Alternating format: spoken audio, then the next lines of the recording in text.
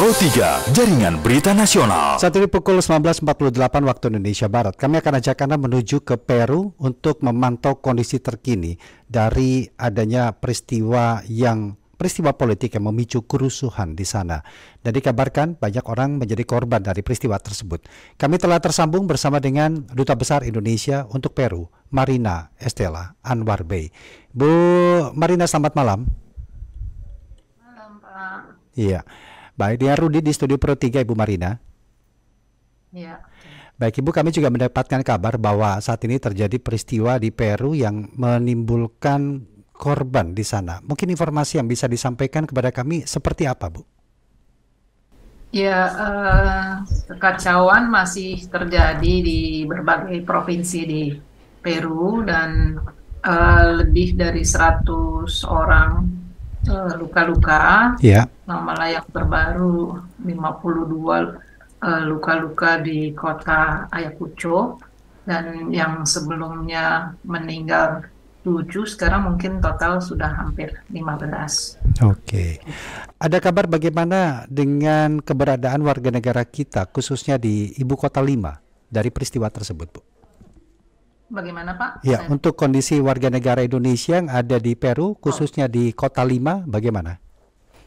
Oh ya, jadi sebenarnya total WNI yang ada di Peru itu tidak lebih dari 100 orang, 94 kira-kira, dan hampir semua memang kebanyakan itu di Kota Lima, dan umumnya selain anggota dari Kedutaan Besar Indonesia di Lima adalah sebagian dari orang-orang yang menikah dengan orang Peru dan juga misionaris, ya, di pastor atau suster yang bekerja di di gereja-gereja Katolik.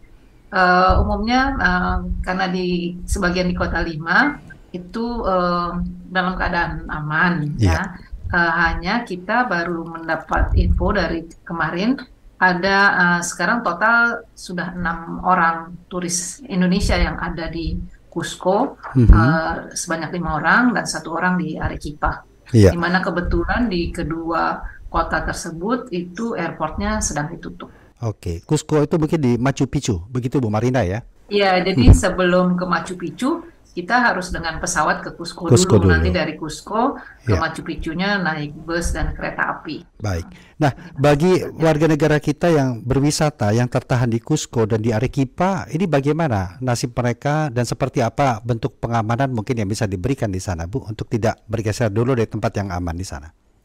Iya, jadi mereka juga sudah menghubungi kita, dan kebetulan untuk mengamankan keadaan warga negara kita sejak kerusuhan tanggal 7 Desember, kami sebelumnya kami sudah membuat grup WhatsApp dengan warga negara Indonesia di Peru maupun Bolivia, karena kedutaan kita kan merangkap Bolivia. Kita menghimbau kepada mereka untuk menghindari demonstrasi atau kerumunan dan selalu mengupdate berita-berita dari kedutaan kita, dan juga siap-siap bila dihubungi polisi, begitu ya. Terus kemudian kita juga memberikan hotline, nomor hotline yaitu 51 untuk Peru 992 202 249 kalau mereka ada apa-apa. Dan kebetulan turis yang ada yang dari Amerika, ada yang dari Indonesia, WNI kita yang berkunjung ke Indonesia, ke Peru, mungkin mereka ingin lihat Machu Picchu dan tempat-tempat lain, menghubungi kami bahwa mereka tidak bisa apa-apa. Jadi kami menghimbau saja untuk tinggal di hotel supaya aman dan menghindari kerusuhan. Nanti kalau airportnya sudah dibuka, jadi mereka bisa cepat-cepat keluar dari kota tersebut. Oke, jadi mereka berada di hotel yang aman ya, Bu, ya, di Cusco. Demikian pula di Arequipa, Bu, ya? Di Arequipa 1 orang, 5 orang di Cusco. Tadinya kami meminta mereka supaya bisa pergi ke hotel dekat airport, tapi ternyata kan justru kerusuhannya itu dekat-dekat airport. Jadi saya bilang, kami bilang ya, jadi staf kami yang bertanggung jawab untuk konsuler, Pak Angga dan Pak Tantan, mereka menghimbau untuk tetap saja di hotel. Iya. supaya aman. Baik. Tapi peristiwa yang terjadi di Peru ini hanya terkonsentrasi di kota Lima saja atau juga terjadi di beberapa prefektur lain, di wilayah lain, Bu? Bagaimana, Bu Dubes? Ya, sudah hampir di 15 provinsi, namun memang berpicu di bagian selatan kota Peru, Iya. di bagian selatan Peru, jadi di Cusco, di Arequipa, di Puno, di Apurimac, ya, Ica gitu. Jadi mereka protes, ada protes-protes. Baik. Bu Marina, mungkin ada yang bisa Ibu sampaikan untuk warga Indonesia, khususnya mungkin yang bertanya-tanya tentang keberadaan kerabat atau teman mereka, dan mungkin juga yang akan berencana melakukan perjalanan akhir tahun ke beberapa tempat destinasi wisata di Peru. Silakan, Ibu Dubes. Ya, mungkin untuk sementara jangan pergi ke Peru dulu untuk bulan-bulan ini, karena memang kejadiannya itu kan karena ada kejadian politis ya, mengimpeach presiden sebelumnya, dan jadi banyak protes dari pendukungnya. Kebetulan yang di tempat selatan itu kan kota-kota yang sering dikunjungi wisatawan. Jadi Arequipa, Cusco, karena Cusco tempat transit untuk menuju Machu Picchu. Jadi untuk sementara jangan ke sini.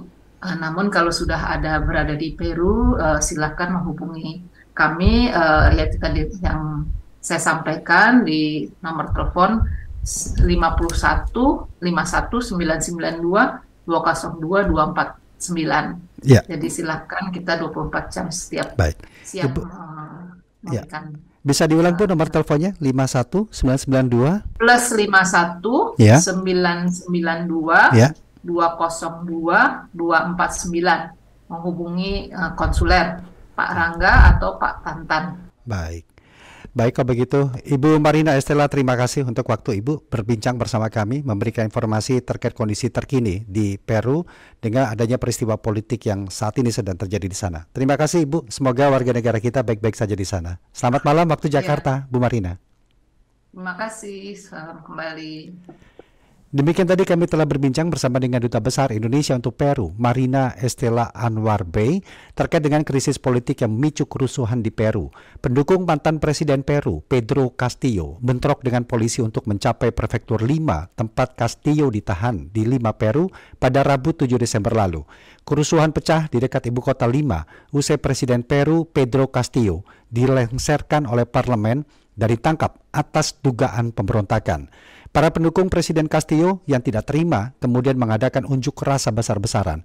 Bentrokan dengan polisi pun pecah setelah massa mencoba merangsek masuk ke ibu kota Lima menuju tempat Pedro Castillo ditahan.